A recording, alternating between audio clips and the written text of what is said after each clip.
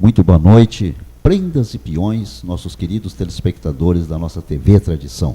A cultura gaúcha para todo mundo ver. Estamos realizando mais um programa diretamente aqui dos estúdios de Porto Alegre, da nossa TV Tradição, onde nós temos o patrocínio da Tecnisan, solução em meio ambiente, sanitários portáteis é da Tecnisan. E artesanato Morungava, materiais rústicos, estilo, originalidade, temos o artesanato imóveis e decoração e acessórios, artesanato Morungava. E hoje, para a nossa entrevista do programa A Voz da Tradição, nós temos aqui um corretor de imóveis, um advogado, eu estou falando do senhor Rodi Pedro Borghetti, presidente do Instituto Gaúcho de Tradição e Folclore e presidente dos Festejos Farroupilha, presidente estadual dos Festejos Farroupilha. Boa noite, nosso grande amigo Borghetão, ou nosso querido amigo Borghetti. Seja bem-vindo ao programa Voz da Tradição. Muito obrigado, meu amigo, muito obrigado. Boa noite a todos os ouvintes. E é um prazer estar aqui hoje na TV Tradição, que é realmente um veículo que trata do que é nosso, da nossa tradição mesmo. Faz jus ao nome. Realmente a TV Tradição é aquela que leva a cultura para todo mundo ver. Mas eu quero lhe agradecer por estar aqui conosco. Sabemos das suas ocupações como presidente do IGTF, como presidente estadual dos Festejos Farroupilha. O senhor tem muitas atribuições. Mas gostaríamos de falar um pouco do Rodi Pedro Borghetti. Esse advogado, o que veio primeiro, o advogado ou o segundo tenente do CPUR?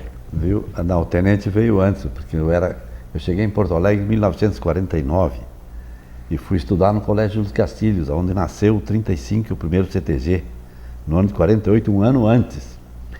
E dali eu fiz o curso clássico e quando concluí, fiz o CPUR em Porto Alegre. Depois estagiei como aspirante e como segundo tenente e cheguei a ingressar no quadro de primeiro tenente. Mas depois resolvi desistir e seguir a carreira assim, particular, né, privada. Carreira como advogado? Como advogado. Mas em seguida eu já passei para... Eu fiquei uns 8, 10 anos. Em 1962 eu já fui eleito o primeiro presidente do Conselho Regional dos Corretores de Imóveis e fui 8 vezes reeleito para a presidência. E cheguei a ser vice-presidente do Conselho Federal dos Corretores de Imóveis, que era na cidade de São Paulo, na época. E fiz uma carreira interessante nesse período. E tenho grandes amigos, inclusive, na área de corretores de imóveis. Por quantos anos o senhor foi corretor? 8 anos. 8 anos. Fui presidente. Presidente, 8 anos. Como corretor, eu fui mais de 20 anos, certamente. Até há pouco tempo ainda labutava como corretor e também como advogado simultaneamente, porque tem o curso de Direito tem essa vantagem, ele te dá uma abertura muito grande. Abre portas para outros trabalhos. Diversos trabalhos. Então eu me dei bem ali, sabe? Me dei bem.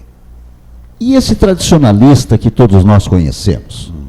Ele surgiu, eu vejo aqui, no 35 CTG, foi mais ou menos nesse período. Como é que surgiu o tradicionalista Rodi Pedro Borghetti? É interessante, eu podia ter começado junto com os idealizadores em 1949, foi quando eu cheguei aqui. Mas, na verdade, quando eu cheguei, eu vim de Flores da Cunha, uma cidade de colonização italiana, e meio coloninho, sabe como é? Meio encabulado, ficava com vergonha. Eu via aquela coisa, o pessoal falando de tradições, porque, por incrível que pareça, eu, de origem italiana, meu pai era delegado de polícia lá em Flores da Cunha, depois nós fomos para Nova Pádua, mais no interior ainda, e ele fazia as diligências dele, que ele chamava, sempre a cavalo. E ele arrumou uma eguinha para mim e eu, gurizote, acompanhava com ele, com 8, 10 anos já acompanhando ele.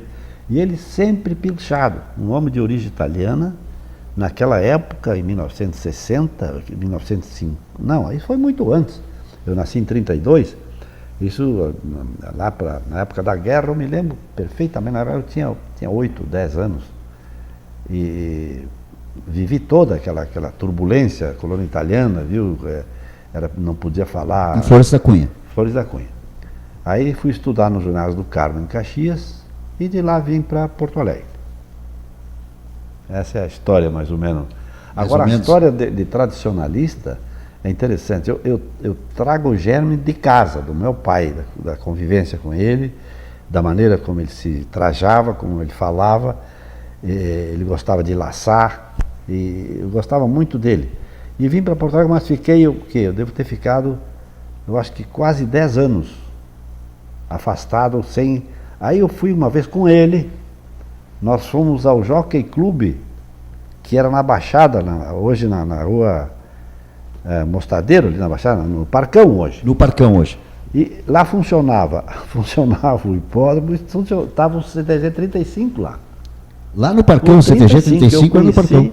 Eu conheci o 35 no Parcão. Mas que maravilha. E lá que eu convivi, entrei naquele galpão. Digo, mas que coisa bacana. Então isso foi na época da fundação do 35?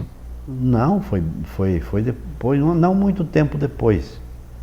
Por aí sim. Quando o 35 foi fundado, ali no Parcão. Na década de 50.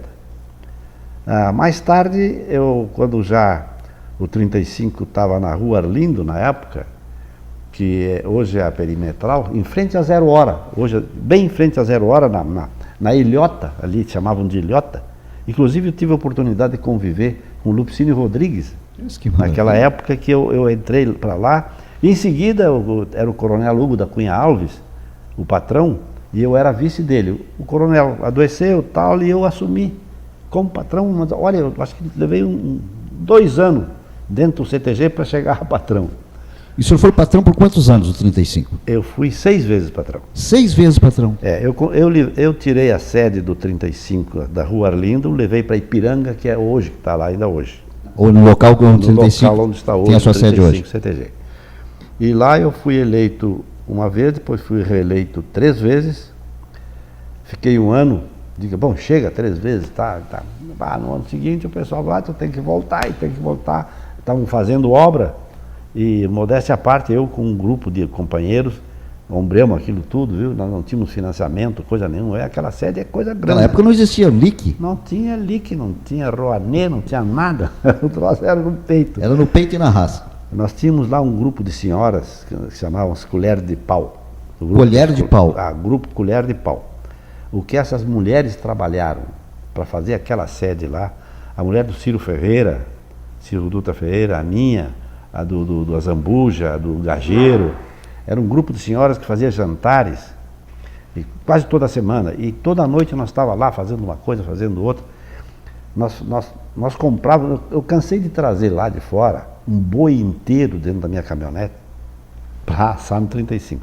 Então eu entrava com o boi, depois ia com a minha mulher, ela ficava trabalhando na cozinha com a turma, e eu pagava o almoço. Eu dava o seu almoço o senhor pagava? Pagava, levava, não só eu, sim, toda a patronagem. Toda. Tanto é que nós conseguimos fazer aquilo, rapaz.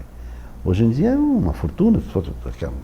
Por sinal, o 35 hoje está com um problema sério, né? Com um problema da série muito antiga, mais de 40 anos, e precisa fazer aquele serviço de proteção a incêndio e tal, está uma dificuldade grande. Quem puder dar uma mão lá, eu estou procurando ajudar também, ver uma fórmula de resolver a situação, mas não está tão fácil, sabe? Porque a época hoje é outra, né? É outra. A época hoje não é tão fácil assim.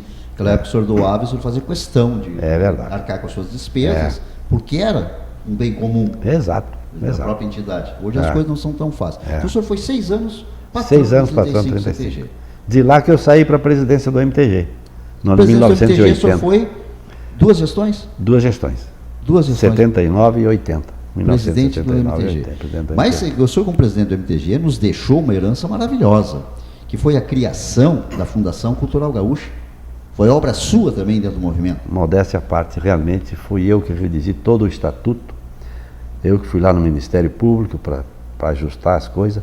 Agora eu tive o entusiasmo que me transmitiu o nosso querido Luiz Carlos Barbosa Lessa. Para mim, o homem mais importante que já passou pela literatura do tradicionalismo gaúcho. O senhor tem razão. Ele foi o ideólogo de muita coisa, praticamente de tudo. Depois teve a sorte de fazer parceria com o Glauco Saraiva, que era um poeta de uma sensibilidade bárbara, e o Paixão Cortes, o nosso querido Paixão Cortes, que está aí ainda hoje, que fez praticamente tudo que foi pesquisa com referência a assuntos do Rio Grande do Sul, Ele junto com o Barbosa Lessa deixaram, o Lessa já se foi, querido Lessa, mas o Paixão ainda está aí e ainda está escrevendo, vai nos deixar um acervo fantástico sobre o tradicionalismo gaúcho. Mas a Fundação Cultural Gaúcha, como eu lhe disse, foi um grande feito que o senhor teve na sua gestão. Realmente. Ela é até hoje a sustentabilidade do MTG. E quando foi criada, a ideia foi essa. A ideia foi hoje, a fundação foi criada em qual ano? Em 1980. 1980. Exatamente, em 1980. O Barbosa Lessa era o secretário da Cultura do Estado. E eu trocando ideias com ele, mas que ideia brilhante. Diz ele, isso aí vai fazer, eles não vão entender agora, mas daqui uns anos vão entender. Tu vai ver uma coisa. Se tu ler o artigo 2º, que deve ser ainda, se não mudaram muita coisa, está concentrado ali os objetivos da fundação. Tem uma abertura muito grande em todas as áreas do tradicionalismo, da literatura, do rádio, da televisão, do cinema, da dança, da música, tem tudo ali centralizado. Dá para atuar em qualquer atividade relacionada com artesanato.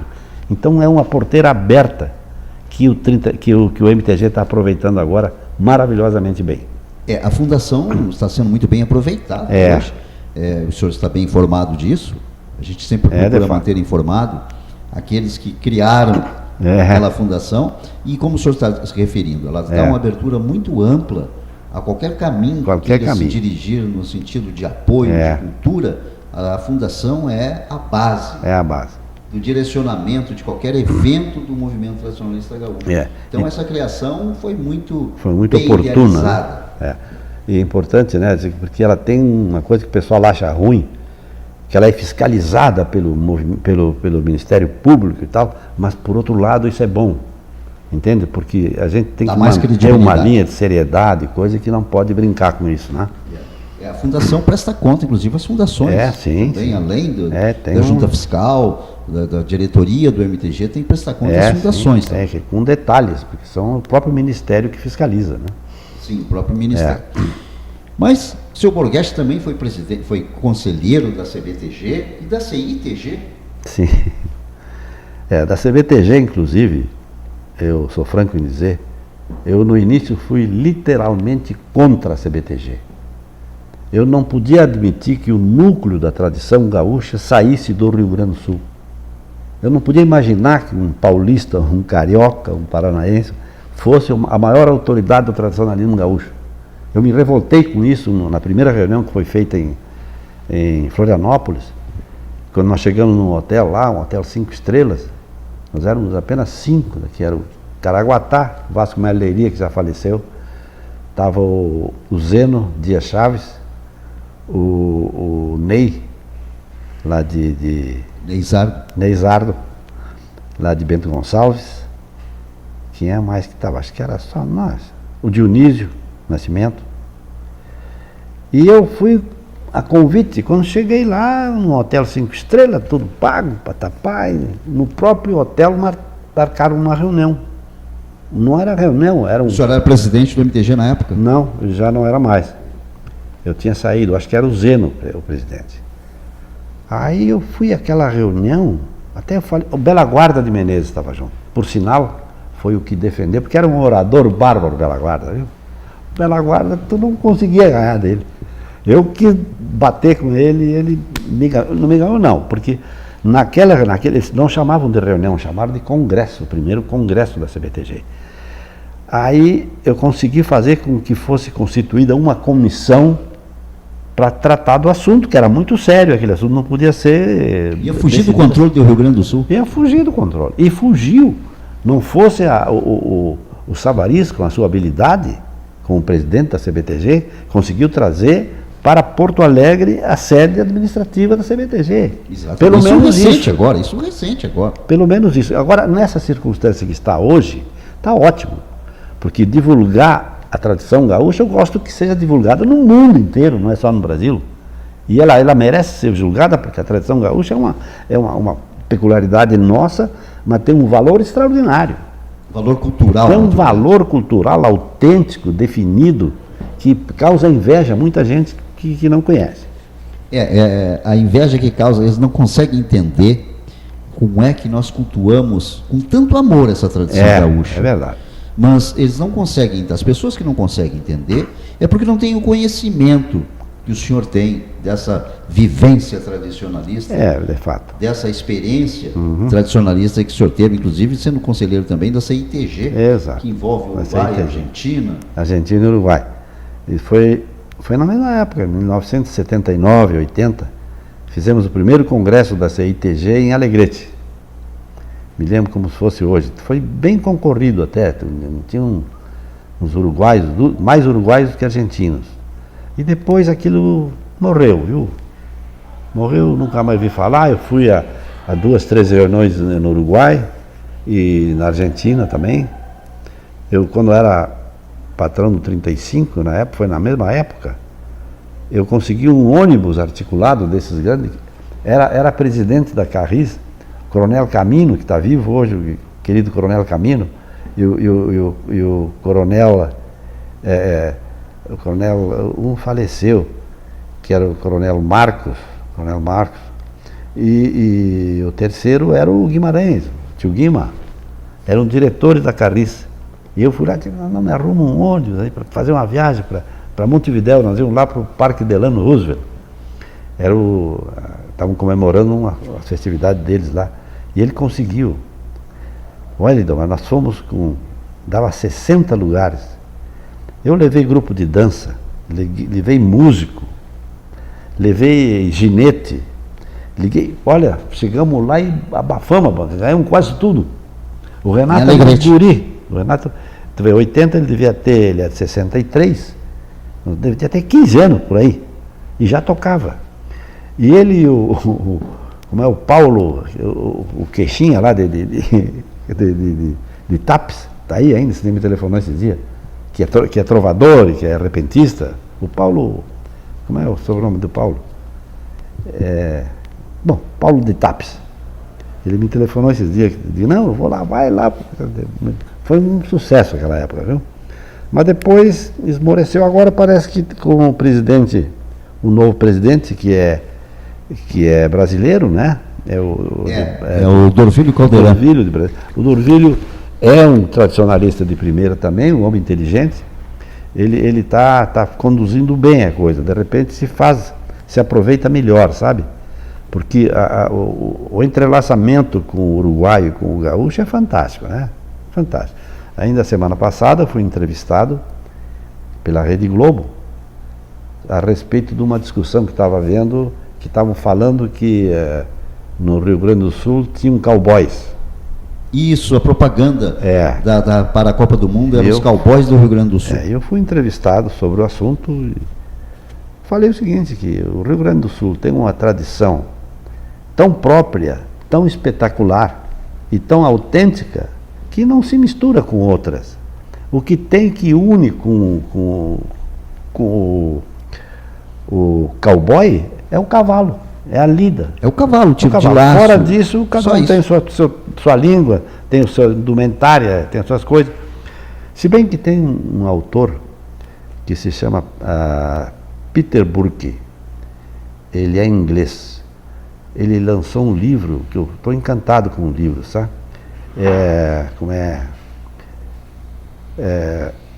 Tradição compartimentada no mundo todo. Cada um tem um pouquinho da tradição do outro, que vai se formando. Então, juntas tradições. O núcleo da tradição, às vezes, se forma, como é o nosso caso.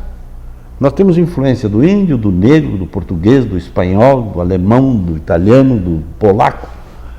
E deu essa consolidação, essa amálgama, criou a cultura gaúcha. Por isso que a cultura gaúcha é tão grandiosa, porque não é uma coisa única, só isso. Juntou as culturas e se fundou, não. Gerou a tradição gaúcha. Mas o exterior está nos conhecendo agora pelos Jogos da Copa como os cowboys do Rio Grande do Sul. Isso para nós, de uma certa forma, é uma maneira que eles lá fora não conhecem e vêm conhecer. Mas a TV Tradição, por estar divulgando bem a nossa cultura, tem nos trazido turista para o nosso acampamento Farroupilha de fora do país. Sim, do mundo inteiro. O mundo inteiro está vindo. E essa agregação que o senhor estava comentando há pouco, o senhor Dorvílio Caldeirão, presidente da CNTG, está agregando realmente. Está agregando, sim. Esses países novamente à tradição. Uma ideia muito feliz do nosso governo, do governo Tarso Genro, foi outorgar títulos de cônsules e de embaixadores da cultura gaúcha fora do Rio Grande do Sul. Olha, tem centenas já. Tá, e os presidentes dos MTGs de todo o Brasil são agraciados com esse título. É mesmo. Essa criação do governo do Estado. Eu até acredito que foi antes do governo, que começou antes do governo Tarso, não me lembro bem.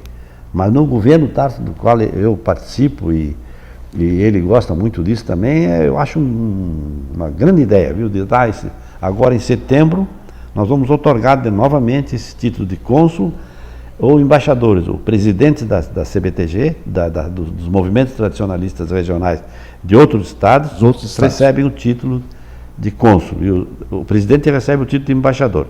E os diretores recebem os títulos de cônsul.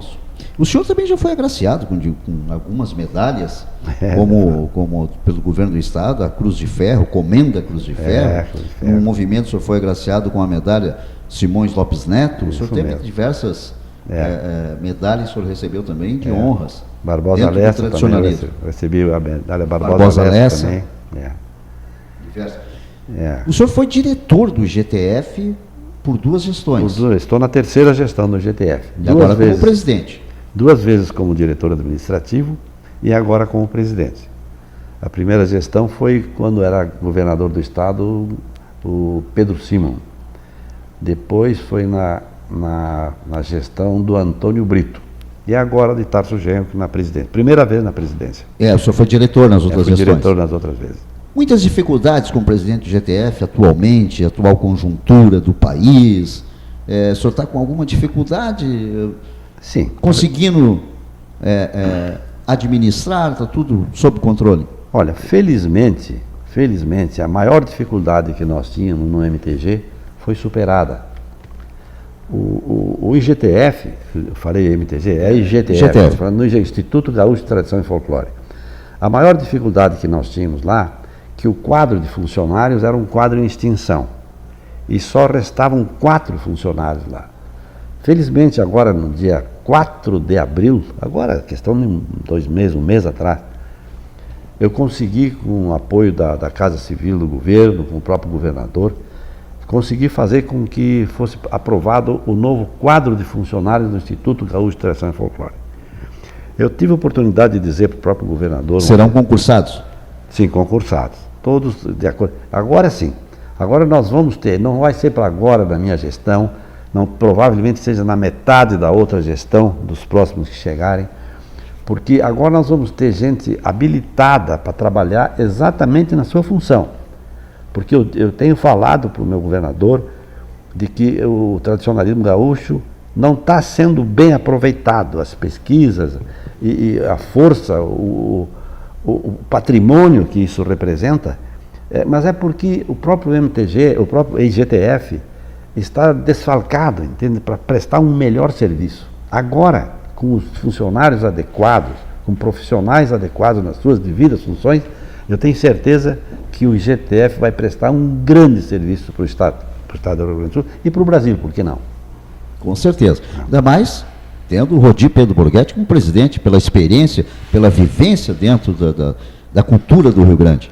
Não sei, a minha gestão realmente acaba agora junto com o seu cargo de confiança do governador. E eu já estou com 82 anos. 82? 82. Graças a Deus estou muito bem, faço parte de cavalgada do diabo aí, estou me sentindo bem assim mesmo. Aos amigos, as prendas e os peões, telespectadores da nossa TV Tradição, nós estamos entrevistando Rodi Pedro Borghetti, presidente do Instituto Gaúcho de Tradição e Folclore, com o oferecimento da Tecnisan e do Artesanato Morungava. E eu quero perguntar ao senhor Borghetti agora sobre a grande cavalgada ou os Cavaleiros da Paz. Realmente é um orgulho que eu tenho participado dos Cavaleiros da Paz. E um orgulho maior ainda de ter sido um dos fundadores, junto especialmente com o Nico, Antônio Augusto Fagundes. O grande ideólogo dos Cavaleiros da Paz se chama Antônio Augusto Fagundes. Nós dois éramos diretores em 1990. Ele era diretor técnico, eu era diretor administrativo do Instituto Gaúcho de Tradição e Folclore. Um dia me chega o Nico de Alegrete e diz ele, pá, Borghetti, eu fui assim, desafiado por um companheiro meu de Alegrete de nós fazermos agora na Paz o mesmo trajeto que os guerreiros, os guerrilheiros da Guerra do Paraguai fizeram, indo até Assunção do Paraguai a cavalo. Digo, mas tu tá louco, Nico? Não vamos fazer isso aí. Naquela época, falar numa cavalgada... Em 1990, isso? 1990. 30 e poucos anos. 90. Nossa, era uma época... Não, são 24 anos. 24 anos. Era uma época que fazer uma cavalgada de 700 quilômetros era uma loucura. Hoje em dia já está mais... Mas eu não cheguei a voltar para o meu gabinete, dei volta, digo, Nico, eu acho uma loucura isso, mas eu topo. Dizia, bom, então senta aí. E começamos a pegar, telefonar para um, porque tinha que ser no dia 1º, não tinha que sair 1º de junho, 15 dias depois.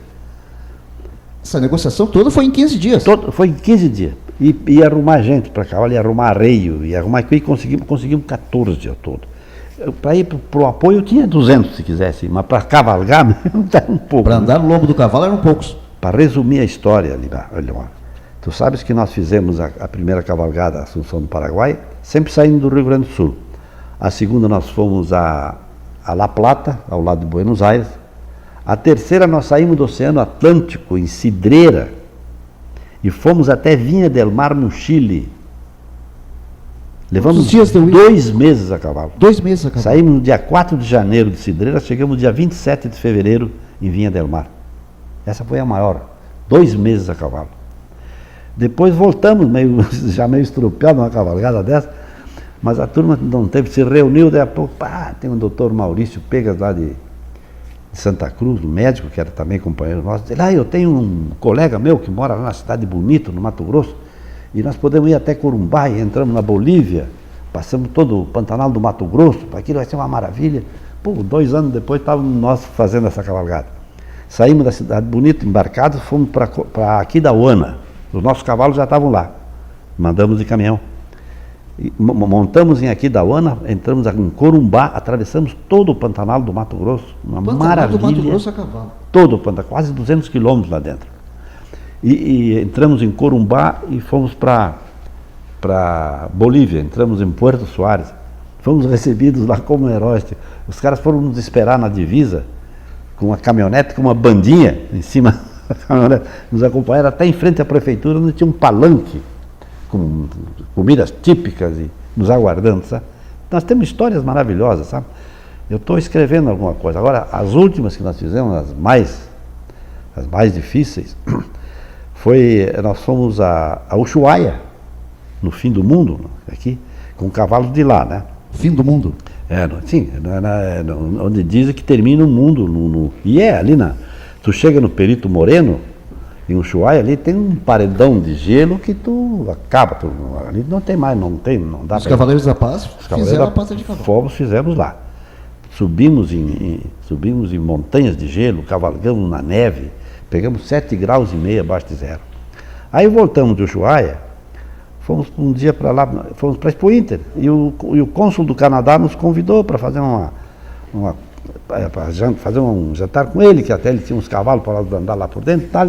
Fomos lá. E eles falaram, se vocês fizeram o sul do mundo, vocês podem fazer agora o norte do mundo. Demais, não, você está louco. Para o Canadá, fazer uma cavalgada no Canadá. E 1 ano depois, nós estávamos no Canadá, fazendo uma cavalgada no norte do mundo. Portugal também. Portugal foi outra provocação que houve. Portugal eu não fui. Não fui ao Portugal, sabe? Mas a minha turma, quando eu falo em Cavaleiro da Paz, falo no grupo todo, né? Eles foram para Portugal, depois eles vieram para cá, participaram de uma cavalgada do mar conosco. Nós visitamos mais o quê? Nós fomos toda a América do Sul, o Uruguai, nós fomos visitar todas as ruínas jesuíticas, botamos nossos cavalos no Paraguai, visitamos Paraguai, Argentina e São Miguel das Missões aqui. Quando chegou o Carreiras, aquele cantor, fez um show em São Miguel das Missões, Nós fomos fazer uma escolta para ele. Então saímos uma semana antes, largamos nossos cavalos lá. Os cavalos foram da frente, nós montamos lá no Paraguai, por sinal, as ruínas jesuíticas mais bem conservadas. Depois viemos para Lorena, depois fomos visitando as nossas, até chegarmos em... Essa foi outra cavalgada que nós fizemos. Argentina, Uruguai, nós fomos a Colônia de Sacramento. Colônia de Sacramento. Colônia de Sacramento. Por sinal, o Savariz, falando com ele semana passada, ele me disse que já estão prevendo o acendimento da chama crioula no ano 2015, e provavelmente será na Colônia de Sacramento. Isso. Uma belíssima ideia. O uruguaio nos adora, o uruguaio tem uma ligação com o gaúcho, e a Colônia de Sacramento tem uma ligação com o nosso território, tem tudo a ver a Colônia de Sacramento. Já está praticamente sacramentado, vai ser lá o acendimento da chama 2015. E agora, para terminar, o Trote dos Cavaleiros da Paz, o pessoal deve ter visto na semana, domingo agora, passou uma história muito interessante sobre os cavalos, nesse programa nosso aqui, depois do Fantástico. Não sei qual. Então, depois do Fantástico veio um programa nosso aqui do programa Sul. Nosso. Teledomingo? Teledomingo. E eles, antes disso ou depois, não sei, eles passaram a história do cavalo. Eles começaram com a Mongólia, onde os primeiros cavalos chegou Globo Repórter. Globo Repórter, tá aí. Globo Repórter. Maravilhoso. Bom, os nossos Cavaleiros da Paz, que eu também não vou, porque a minha idade já não permite, estão indo para a Mongólia dentro de um mês, mais ou menos. Já está tudo pronto. Além do senhor e do Nico, quem mais conhecido do nosso telespectador que fez essa cavalgada? O senhor lembra de mais alguns? Tem o Elton Saldanha, que é muito conhecido. O Toco, que ele é dentista, mora lá na estrada do Cocão, ali, na Ponta Grossa. Tem o Maurício Junqueira, por sinal, foi um dos presidentes mais ativos que nós tivemos. O mandato dele terminou agora, mas ele foi muito, muito eficiente. Essas grandes cavalgadas internacionais, quase todas elas foram feitas, programadas, porque isso não imagina a trabalheira que dá. Eu lhe pergunto, mas tem alguma direção, tem alguma administração, ou o pessoal se reúne e decide? Nessas cavalgadas internacionais, a gente tem que pegar uma agência de turismo, né? A agência de turismo que contrata os cavalos, o local. Na África, minha gente, nós fomos cavalgar nas savanas. Na África? Na África. Eu não tinha falado já? No ano passado, fomos na África. Não faz 2 anos. Essa eu fui. Nós fomos à África. Eu tinha prestado atenção, o senhor falou no Canadá e Portugal. Na África eu não tinha... Não, nós fomos de avião, fomos até Joanesburgo, na África do Sul, e ali pegamos, já estava nos esperando lá um ônibus, um micro-ônibus. Nós entramos uns 400 quilômetros para dentro e fizemos uma cavalgada de 100 e poucos quilômetros na savana, no meio da bicharada. Impressionante. Nós levávamos 2 monitores, um na frente e outro atrás. Nós éramos 14. E nós íamos indo e ele avisava, eles sabiam tudo onde estavam os animais, viu? É fantástico, foi fantástico. Nós tínhamos uma posada, onde a gente levantava, 7 horas da manhã, tinha que estar tomando café, 7h30, 8 horas, já estavam os cavalos encilhados, uns cavalos fortes, um tipo de uma cruz assim de crioulo com bretão, com percheron, nessa ordem, uns cavalos fortes. E nós entrávamos, cavalgávamos assim 3, 4 horas, voltávamos para almoçar, dá uma cesteadinha, de tarde de novo, e de noite, eles dizem que o pôr do sol daqui é o melhor do mundo, eu já tenho minhas dúvidas. O pôr do sol na África do Sul é um negócio, e eles tinham um paradouro, essa pousada, tinha um paradouro assim, uns 5 quilômetros antes da sede, onde eles terminavam a cavalgada. Então eles pegavam os cavalos e nós ficávamos fazendo um fogo de chão, inclusive uma noite dormimos, e eles tudo cuidando, porque tem... Animais, eles estão já meio acostumados com pessoas, viu? Mas é um risco, né? Tem um rinoceronte lá que investiu pro nosso lado, foi uma correria maluca, sabe? No meio dos animais. No meio, cavalgando junto com os animais, vendo girafa assim, tinha uma barbaridade. Esses viadinhos de diversos tipos de tamanho, coisa, mas uma variedade de animais fantástica. Menos os animais... como é que diz mais selvagens? O tigre, o elefante, nós chegamos a cavalgar junto com... Em elefante, nós cavalgamos em elefante. Porque nós saímos de Joanesburgo, fomos para a cidade do Cabo, que é uma cidade belíssima na África, né? E lá nós levamos daqui uma placa para o Nelson Mandela. Eu consegui... Conseguiram entregar? Não consegui, não chegamos a falar com ele. Eu consegui do secretário Assis Brasil uma declaração de que nós éramos embaixadores da cultura do Rio Grande do Sul, papapá. Isso nos deu uma abertura fantástica, viu? Fomos recebidos pela embaixadora do Brasil, lá na Cidade do Cabo, e fomos pleitear com ela para levá-lo. Nós levamos uma placa bonita para entregar para Nelson Mandela, mas não deu porque ele já estava adoentado na época. Mas ela disse, não, eu me encarrego de fazer chegar nas mãos dele. Isso foi uma passagem muito bonita a nossa lá na África. Que maravilha. E sempre piochado com a bandeira do Brasil, Sempre bandeira do piochado, Rio Grande, bandeira sempre do Rio levando Grande, o chimarrão na mala da garupa. Chimarrão na mala. Nós levamos não só a bandeira do Brasil e do Rio Grande do Sul, nós levamos a bandeira de todos os países dos quais nós já passamos. Os outros países já haviam feito a cavalgada. Deve ter umas, nem sempre a gente usa todas elas. Nós já temos, eu acho que estamos com umas 12 internacionais já. É uma história muito bonita desses Cavaleiros da Paz. E esse acervo fica onde? Esse acervo está meio itinerante, viu? Ele ficou meio desperdiçado agora, sabe? Eu tenho algumas coisas, tenho da minha pessoal, de fotos e filmes que eu tenho, mas cada um tem também o dele, viu? Agora nós temos, quando nós cavalgávamos aqui, nós tínhamos o Lazaroto, falecido Lazaroto, faleceram diversos já da nossa turma. Mas o Lazaroto era que congregava todo o acervo, nós tínhamos colchões, porque nós viajávamos sempre acompanhados de um caminhão boiadeiro e levávamos um caminhão daqueles baúzão grande, que era do Miquelon de Caxias. Esse homem nos emprestava um caminhão daqueles que é uma monaia, com motorista, com óleo, tudo por conta dele. Nós devemos ter feito umas 12 cavalgadas internacionais. Ele mandava, aquilo era... Ali tinha alimentos, tinha... nós montávamos tudo ali dentro, né? Aí ainda tinha um Fuquinha, um carrinho pequeno, que é para fazer as pequenas, comprar um remédio, um troço, o carrinho lá, uma boia que faltava. Uma escapada mais rápida tinha mais leve para fazer. É isso aí. Então saiu bem assessorado. Não, tem que ser, né? Algum contratempo que os senhores enfrentaram nessas cavalgadas? Sim, Cavaleiros da Paz? Nós perdemos 2 cavalos.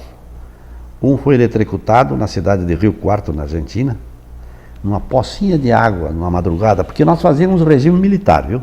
Nós acordávamos às 5 horas da manhã, se aprontava e montava, tomava um mate, montava e lá adiante o carrinho esse ia nos levar o café da manhã. Então nós cavalgávamos 2, 3, 4 horas. Era séria a coisa? Não, sério, tem o seguinte, ninguém podia deixar, o Nico é muito, eu conhecia tudo que era faceta do Nico, mas não como comandante, ele é de uma rigidez assim como comandante e funciona.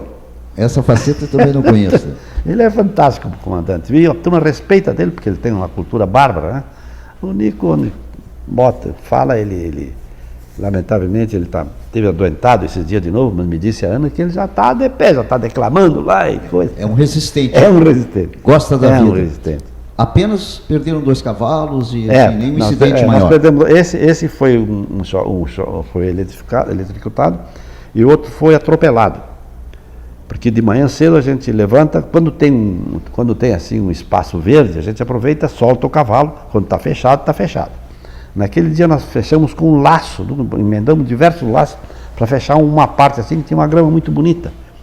E de manhã, quando nós fomos pegar os cavalos, um daqueles cavalos deu um jeito, escapou por baixo e estava escuro. Nós só ouvimos o galope para lá, digo, está indo para o lado da faixa.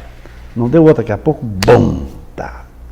Isso tem uma história desses caras que os castelhanos depois queriam cobrar, acabaram ficando nosso amigo, ficou por isso mesmo. Fizeram uma amizade? Não... Eles ficaram encantados com o nosso acampamento, com a nossa... É uma história linda. Eu estou escrevendo alguma coisa no Jornal Tradição. No Jornal Eco da Tradição. De vez em quando eu boto uma cavalgada nossa daí. E algum projeto de algum livro para que esse pessoal que não assiste a TV Tradição ou que não sabe bem dessa cavalgada dos Cavaleiros da Paz, o senhor tem algum projeto para Sim, o meu projeto é exatamente esse que eu já comecei com o Eco da Tradição. Eu já fiz, eu acho que eu já botei ali umas 8 cavalgadas, 7, 8. Agora estou com pouco tempo, então assim que eu tiver com esse acervo pronto, eu vou pegar enriquecer, porque eu tenho muita coisa de fotos e de notícias, de coisa, né? Que eu pretendo fazer um livro, se Deus quiser. Mas fazer outra cavalgada, o senhor não tem intenção? Sobre essa cavalgada. Fazer uma outra? Não, não. O senhor tem intenção de fazer alguma outra cavalgada pelos Cavaleiros Sim, da Paz? claro que vou. Ainda agora, eu não vou nessa lá da Mongólia, que é uma loucura, depois da China, eu gosto lá. Muito longe. É longe, depois da minha mulher, meus filhos. Pai, tu tá louco? Tu tá com 82 anos, não dá conta. Já sentem a falta. Né? Mas agora, já semana que vem, ou na outra, nós vamos fazer uma cavalgadazinha para Gramado, a convite do diretor do Parque Gaúcho lá de Gramado, que é uma beleza, não sei se conhece. Parque Gaúcho de Gramado. Os pavilhões que ele tem ali, é maravilhoso aquilo, né? Nós vamos fazer uma cavalgada aí de uns 50 quilômetros. E eu monto a cavalo sempre ali fora, na fazenda, viu? Tenho feito. E tivemos agora, no ano passado, nós fizemos uma cavalgada em Minas Gerais, com cavalos manga larga. Agora, um ano atrás, não faz um ano e pouco. Nós convidamos para ir conosco a cavalgada da África, um cidadão que se chama José Assir. Ele é juiz de direito, um cara muito esclarecido, se ofereceu para ir conosco e tal, e acabou indo. Ele ficou encantado com a cavalgada conosco, e ele dizia, agora é o seguinte, vocês vão fazer uma cavalgada em Minas Gerais, onde eu crio o cavalo manga larga. Vocês vão prometer para mim. Prometemos, um ano depois nós tocamos. Estavam lá. Fizemos uma cavalgada ali na Serra da Mantiqueira, na divisa com o Rio de Janeiro. Ficamos uma semana por lá. Que maravilha. Andando a cavalo. O senhor há pouco nos disse que é cargo de confiança a presidência do IGTF. Sim, é cargo de confiança. No caso, o mesmo governador se reeleja. O senhor continuaria no cargo do IGTF? Eu não sei, viu? Eu estou dependendo de alguns detalhezinhos aí de ordem particular, que eu vou balançar um pouco. Mas por vontade sua, não por desejo do governo do Estado. Não sei o desejo dele. Mas da minha, eu estando ligado com assuntos da tradição e do folclore, eu estou em casa, né? Então, para mim, sempre é bom estar ligado com assuntos da tradição e do folclore. O senhor é conselheiro do MTG até Sim, hoje? Conselheiro honorário. Né? Conselheiro honorário do MTG até hoje. É. Os amigos da TV Tradição, nossos telespectadores, nós estamos conversando com Rodi Pedro Borghetti, com oferecimento do artesanato Morungava, o estilo e a originalidade do rústico, e da Tecnisan, solução em meio ambiente. Esse é o programa Voz da Tradição. Nós estamos conversando com Rodi Pedro Borghetti, que é o presidente do Instituto Gaúcho de Tradição e Folclore e presidente estadual dos Festejos Farroupilha 2014. Bem, para que todos aqueles que ainda não sabem, que eu duvido que alguém não saiba, mas o seu Borghetti, o Borghetão, é o pai do Borghetinho, do Renato Borghetti e do Marcos também. E do Marcos também. Casado com a dona Alda, uma família espetacular. E os filhos, seu Borghetti? Fui abençoado por Deus. Abençoado por Deus. Eu tenho 2 filhos maravilhosos, tenho 6 netos, um melhor que o outro. Realmente, os meus 2 filhos, o Marcos, que é advogado, e o Renato, que é quase veterinário e músico, vive da música hoje, se criaram praticamente dentro do CTG 35, onde eu fui presidente 6 vezes. Eles eram os meninos, dançavam lá, o Renato declamava. Até pegar uma gaita. Quando ele Renato declamava? Declamava e ele decorava aqueles livros do Jaime Caetano Brau com uma facilidade incrível. O próprio Jaime, uma vez, não é possível que esse ele tinha 8, 10 anos. É impressionante. Também, ele tinha 12 anos, eu dei uma gaitinha para ele, uma gaita Ehrenke. Olha, vou dizer uma coisa, 6 meses depois, ele estava ganhando um concurso aí. Impressionante. Um dia eu entrei em casa, tem um apartamento comprido, entrei em casa e vi um toque de gaita. Até fui devagar. Alda, quem é que está tocando aí com o Renato? Não, ele está sozinho. Ele não pode. Aí eu fui espiar sozinho. Ele botava aqueles LP no toca-disco ali. Bolachão antigo. Bolachão, deixava tocar um pouquinho, pegava a gaita, tirava igualzinho. Digo, mas não é possível. Seguria. Bom, o Renato toca pelo ouvido, então. Toca de ouvido. Ele faz solo para orquestra sinfônica de ouvido. A primeira vez que ele tocou para a orquestra sinfônica foi com uma OSPA. Eu acho que foi a orquestra de câmara até da ópera. E tinha um alemão que era o maestro, como era o nome dele? Um alemão bem, era o pai e filho. O velho, depois que ele descemos lá no Teatro São Pedro, nós descemos lá e conversando, ele disse, mas seu filho é um fenômeno. Dizendo, não, ele é um gurizote, devia ter 20 anos. Mas é um fedor, nós temos que cuidar, porque quando nós erramos uma música, ele olha para nós. Porque conhecia uma nota, tá, ele olha para nós. E hoje, ele sabe que não é por megabaco, viu, Gaúcho? Eu já tive 2 vezes junto com ele nas turnês que ele faz para a Europa, né? Eu fiquei impressionado com o que ele é conhecido, apreciado e idolatrado na Europa. Na Áustria, especialmente, onde ele tem uma empresária que também mora lá, ele já passou pelos melhores teatros da Áustria, que são os melhores do mundo. Os melhores do mundo. É impressionante, ele lota qualquer teatro daqueles, só botar o nome dele na fachada. Ele voltou agora da África, ele esteve na Romênia, na Alemanha, na Itália, na Áustria, agora, semana passada, ele chegou. Chegou em casa, já tocou em Gramado, e hoje ele embarcou para o Pará. Para o Pará? Pará, está lá. E na Copa ele vai ter alguma participação? Vai, ele está com um projeto muito bonito que se chama Fábrica de Gaiteiros. Onde fica, seu É um projeto social dele. Ele começou em Guaíba. Guaíba. Com o apoio da Celulose Rio-Grandense e com recursos dele também. O sonho dele, ele já tinha me falado nisso. Pai, eu quero ensinar essa gurizada pequena aí, deficiente ou desprovidos, aprenderem a tocar gaita, mas uma gaita custa 2, 3, 4, 5 mil reais, não tem. Eu vou fabricar uma gaita e vou ensinar para essa gurizada a tocar. Fabricar uma gaita? Está com uma fábrica de gaitas. Agora se chama Fábrica de Gaiteiros o projeto dele.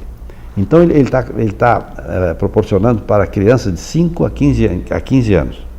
Ele já está com 180 alunos. Ele tem no Sesc aqui, e as gaitas são fabricação? Todas fabricadas. Ele tem uma fábrica de gaitas que ele levou agora para Barra do Ribeiro. Ele comprou um pavilhão enorme lá, lindíssimo, que ele transformou tudo junto com a celulose. E botou lá 4 salas de aula, botou a fábrica de gaitas lá dentro, que é enorme. A fábrica de gaita, coberta com vidro, tudo no pesaninho, tu enxerga o pessoal trabalhando nas gaitas. É maravilhoso, sabe? Ele agora no dia 12, parece, ele vai tocar com alguns dos gaiteiros. Ele tem a escola aqui no Sesc, tem em Guaíba, tem em Barra do Ribeiro, tem em Tapes, tem em São Gabriel, tem em Bagé e tem em Rio Grande, parece. Escolas ministradas por ele? Não, por professores que ele paga. Ele sempre vai supervisionar. Supervisionado por ele? Vai supervisionar e ele é um ídolo para aquela gurizada. Tu imagina quando ele entra na sala, os gurizados se abraçam nele. Eu imagino. É lindo. Agora, quem quiser ter a oportunidade desse projeto, que puder ir no dia 12 no teatro ali, Porto Sol. Aqui no FanFest da FIFA? Isso aí. Ele parece-me que vai tocar vai estar ali também. Vai tocar ele vai levar uns 20, 30 gaiteiros. É um show de abertura que vai ter dia 12. Parece que é o show de abertura. O FanFest aqui é bem próximo ao acampamento Farroupilha, mas não aí, é. Isso aí. No Teatro Porto Sol. Porto Sol, né? É no Porto Sol, né? Vai ser a FanFest da FIFA ali. Então o Renato Borghetti vai estar ali também. Vocês não reparem que eu sou meio pai coruja, viu? Mas realmente o Renato merece ele, com aquela simplicidade dele, ele conquista. Eu vejo como ele é. Ele tem um DVD que eu devo ter um aí, eu vou te deixar. Okay. Eu tenho um DVD que ele se apresenta em 7 ou 8 países. Então faz o show e depois eles entrevistam os caras que assistiram o show. Todas as línguas. As pessoas da plateia. É impressionante o que o pessoal diz, né? Impressionante. Ficam encantados com o show dele. O sucesso do Renato. Sucesso. O Renato, no início da carreira, ele andou viajando para fora do Rio Grande. Sim, começou indo para os Estados Unidos, né? Primeira ida dele. Primeira viagem dele foi para os Estados Unidos. Primeira viagem foi para os Estados Unidos. Depois, foi para a Alemanha. Alemanha. Era o meu companheiro, um companheiro do Rotary que eu tinha, o seu Kissling faleceu. Um dia ele viu ele tocar, mas esse guri toca muito bem. Digo, será que ele não quer fazer uma viagem para a Alemanha? Ele era um gurizão. Digo, não sei, eu vou falar com ele. E ele acabou indo, levou o Pedrinho Figueiredo, que até hoje estão juntos, Pedro Figueiredo. O Daniel Sá, não sei se foi também, e o Vitor Peixoto, que é o quarteto atual. Eles que foram que viajam toda hora para o mundo todo. Tiveram nos Estados Unidos, no Canadá, tiveram naquela região lá perto da Rússia, toda aquela região ali, na Somália, na Croácia, que tudo já andaram por lá. E o Marcos entra onde nesse sucesso do Renato? O Marcos é advogado e é empresário dele. É o empresário do Renato. Então o Marcos é o que cuida da parte dos contratos, do dinheiro, da movimentação, das viagens, viu? É um complemento fantástico. Outra felicidade minha, conseguir juntar os dois filhos no mesmo caminho, né? Mas isso é uma felicidade e uma liderança de um tradicionalista. Pode ter certeza disso. Tem muito disso, sim. Tem muito, a gente sabe que tem muito disso. Tem consciência disso. Quem é o mais velho, o Renato ou o Marcos? É o Marcos. O Marcos é o mais velho. O Marcos está com 52 e o Renato fez 50, ela fechou 50. O Renato já está com 50. 50, não parece, né? Meu Deus do céu. Aquela cara de piada, Mas nós já estamos no brete do nosso programa, nós estamos conversando com o Rodi Pedro Borghetti. É o Borghetão, ou o Borghetti, o grande tradicionalista, que 90% dos tradicionalistas o conhecem, e nós temos na Voz da Tradição o privilégio de estar conversando com ele nessa noite, aqui no estúdio da TV Tradição, diretamente de Porto Alegre. A TV Tradição é a cultura gaúcha para todo mundo ver, que temos o patrocínio da Tecnisan e do Artesanato Morongaba. Tem algum arrependimento que o senhor tenha no sentido de ter liderado todos esses órgãos como o MTG, como o próprio GTF, como diretor? Tem alguma coisa que o senhor tenha se arrependido? Nenhuma, graças a Deus. Eu tenho prazer, é um ideal meu, tradicionalismo. O tradicionalismo, o nosso tradicionalismo é de uma coisa tão fantástica. Eu atribuo mais o nascimento do nosso tradicionalismo, comparo com as virtudes do homem do campo, do nosso homem do campo, do homem simples, às vezes um analfabeto de fundo, que mora no fundo do campo. As virtudes desse homem, a lealdade desse homem, que eu convivi com dois velhos que trabalharam comigo muitos anos, aprendi muito com eles. A lealdade, a coragem, a seriedade, às vezes analfabetos, isso tem um valor extraordinário. E isso é a base da nossa tradição. A pessoa que não é sério, que não tem seriedade, que não se comporta, ele não sente ambiente no movimento tradicionalista gaúcho. Então isso é um privilégio, a gente está convivendo numa situação dessas. Um privilégio para nós podermos dar continuidade àquilo que o senhor presenciou no início. Os senhores tinham ideia dessa dimensão do tradicionalismo? Não. Eu já entrei mais adiante, viu, Olimar?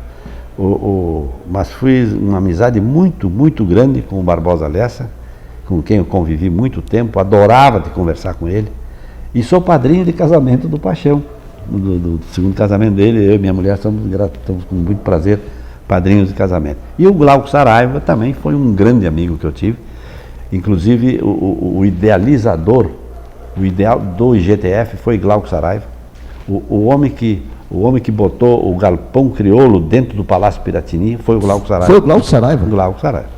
E eu já convivia com ele naquele tempo. E foi ele que criou o IGTF? Ele criou o IGTF. Foi o primeiro. O senhor já convivia na companhia dele? Tu vê, foi um homem destinado, né? Agora, juntar três cabeças, que nem o Paixão Corte, Barbosa Lessa e Glauco Saraiva, sem menosprezar, logicamente, os demais, o Ciro Ferreira, o De Grazia, aquela turma toda que conviveu naquele início deles, né? Foram uma felicidade bárbara, né? Porque eles institucionaram o tradicionalismo.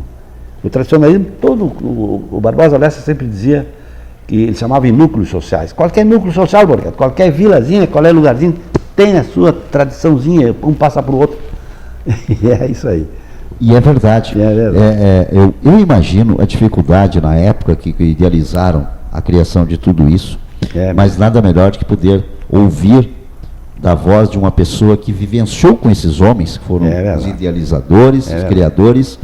E o que mais nos orgulha hoje de sabermos dessa história é poder conversar com alguém que conviveu ao lado desses fundadores do nosso movimento e com grande amizade. Porque quem convive o senhor Rodi Borghetti, por esse Rio Grande afora, nos eventos tradicionalistas, sabe da sua simplicidade e do seu conhecimento cultural do nosso movimento. Então, os telespectadores da nossa TV Tradição estão de parabéns, e eu me sinto muito honrado por ter tido essa conversa com o senhor na noite de hoje, e lhe agradecer ao vivo pela TV Tradição a sua disponibilidade. Tão logo o convite foi feito, o senhor aceitou de imediato vir aqui nos agraciar com seu conhecimento. Seu Rodi Borghetti, o senhor pode se despedir dos nossos telespectadores por de imediato, porque estamos certeza que amanhã ou depois o senhor já estará de volta nos canais da TV Tradição. Eu quero transmitir o meu abraço a todos que estão ouvindo e dizer que quando se trata de clima tradicionalista, de folclore e tradição, eu me sinto bem. Quero agradecer à TV Tradição aqui pela oportunidade que me deu, e eu estou sempre às ordens, sempre às ordens. Onde tiver um homem andando a cavalo, ou alguém num gabinete tratando de tradição e folclore, vai me achar. Com certeza. Amigos telespectadores da TV Tradição, hoje nós conversamos com Rodi Pedro Borghetti, presidente do Instituto Gaúcho de Tradição e Folclore e presidente estadual dos Festejos Farroupilha 2014, que nós temos o oferecimento da Tecnisan, do artesanato Morungava. O nosso agradecimento aos senhores por terem nos assistido o nosso programa Voz da Tradição.